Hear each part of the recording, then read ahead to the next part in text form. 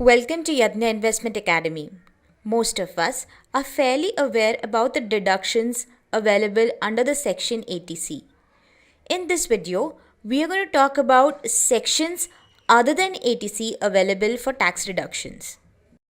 The first section is Section 24, under which interest paid over home loan can be claimed for tax deduction.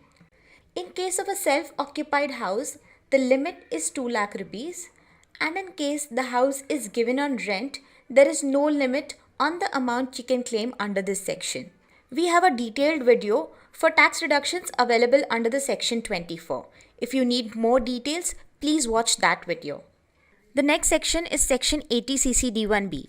Under this, you can claim up to 50,000 rupees of NPS investments for tax deductions. NPS investments can also be claimed for tax deductions under the Section 80C along with the other eligible investments under its overall limit. But Section 80cc D1B is specifically for NPS investments. Health insurance premiums paid for self, spouse and dependent children up to 25,000 rupees, which includes preventive health checkup for self, spouse and dependent children, can be claimed for tax reductions under the Section 80D. This limit is raised to 30,000 rupees in case you or your spouse is a senior citizen. In case you're paying health insurance premiums for your dependent parents, then you can claim additional 25,000 rupees if they are not senior citizens. In case they are senior citizens, you can claim up to 30,000 rupees of insurance premiums paid. In case they are super senior citizens, the limit remains same, that is 30,000 rupees. But in case of parents, additionally 5,000 rupees can be claimed for preventive health checkup. So if we take the maximum case, well, let's say you or your spouse is a senior citizen, you can claim 30,000 rupees. And in case your parents are super senior citizens, then you can claim additional 30,000 rupees and 5,000 rupees for your parents' preventive health checkup. So a maximum of 65,000 rupees can be claimed for tax deductions under the Section 80D. Under Section 80DD, you can claim expenses on health of disabled dependents, where dependents include your spouse, children, dependent siblings, and dependent parents. The illness could be severe mental disability or illness, blindness, leprosy cured, hearing impairment, locomotor disability, autism, cerebral palsy, or multiple disabilities. You can claim up to 75,000 rupees of your expenses under this section if the disability is more than or equal to 40%, and in case of severe disability that is more than 80%, you can claim up to 1.25 lakh rupees of expenses. A medical certificate is mandatory to claim expenses. You can get the certificate from a neurologist or a civil surgeon or chief medical officer from a government hospital. Amount paid towards insurance policies or schemes for disabled individuals can also be claimed under this section. Expenditure on specified diseases to spouse, dependent children, dependent siblings, or dependent parents like malignant cancer, neurological disorders, full-blown acquired immunodeficiency syndrome, chronic renal failure, or hematological disorders can be claimed for tax reductions under the Section 80DDB.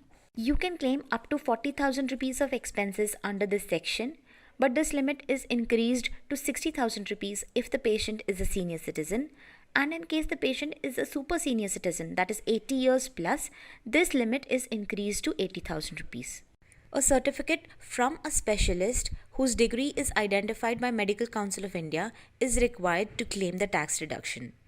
Interest paid on educational loan for self, spouse, or children can be availed for tax deductions under the Section 80E. There is no limit on the amount that can be claimed, but the claims can be made for 8 years from the start of the year in which the interest payment begins. The loan should have been taken from a bank or financial institution, and the loan must be in the name of the taxpayer. First-time home buyers in the current financial year can claim an additional 50,000 rupees of interest paid over their home loan for tax deductions under the Section 80EE, subject to the conditions that the home loan is not more than 35 lakh rupees, the price of the house is not more than 50 lakh rupees, and the house is in the name of the taxpayer. Donations made to charitable trusts, temples, funds, etc. can be claimed for tax reductions under the Section 80G. The amount donated should not be more than 10% of your adjusted gross income. Adjusted gross income is nothing but your gross income minus all the applicable tax deductions except the current section we are talking about, and in this case it is section 80G. For claiming the tax deduction, you would need a receipt for the payment made along with Form 58, and the receipt should bear the registration number of the fund or the trust. While donating to certain entities, only 50% or 80% of the donation can be claimed for tax reduction under the section 80G. So one should take care of this point while claiming tax deduction under this section. The next section is section 80GG. Deduction on the rent paid for residential purpose is available under this section. This section is applicable for people who do not get HRA in their salary. The amount that can be claimed is 5,000 rupees per month or 60,000 rupees per year, or 25% of adjusted gross income, where adjusted gross income is nothing but your gross income minus all the applicable tax deductions except the current section that we are talking about, and in this case it is 80GG, or rent paid minus 10% of adjusted gross income. Whichever of these three is lower can be claimed under this section, subject to the conditions that you or your spouse should not own a house at the place of employment and you should not have a self-occupied house at any other place. The next section is section 80GGA, under which donations to specified institutes like the ones carrying out scientific research, or to a university or college, or to organizations carrying out rural development or national poverty eradication, etc., can be claimed. Donations above 10,000 rupees can be claimed if they have been made through non-cash modes like internet banking or debit or credit card, etc. And to make the claim, you would need a stamped receipt from the institute.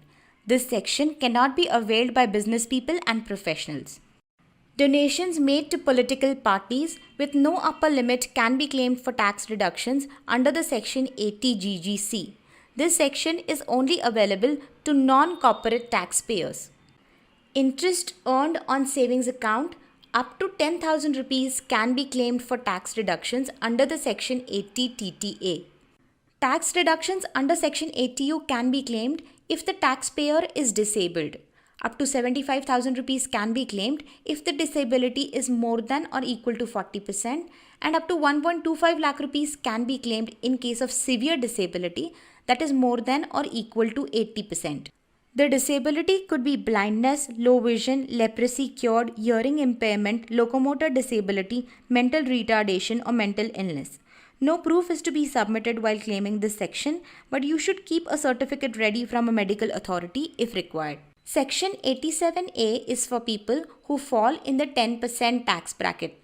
That is for people who earn less than or equal to 5 lakh rupees.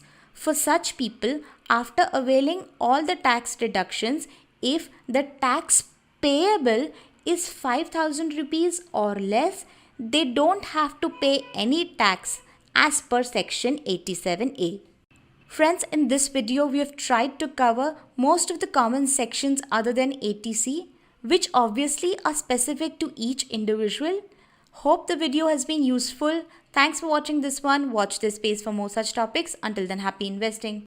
If you have any questions, let us know in the comment section below our videos. And if you like our videos, please do subscribe. Thank you.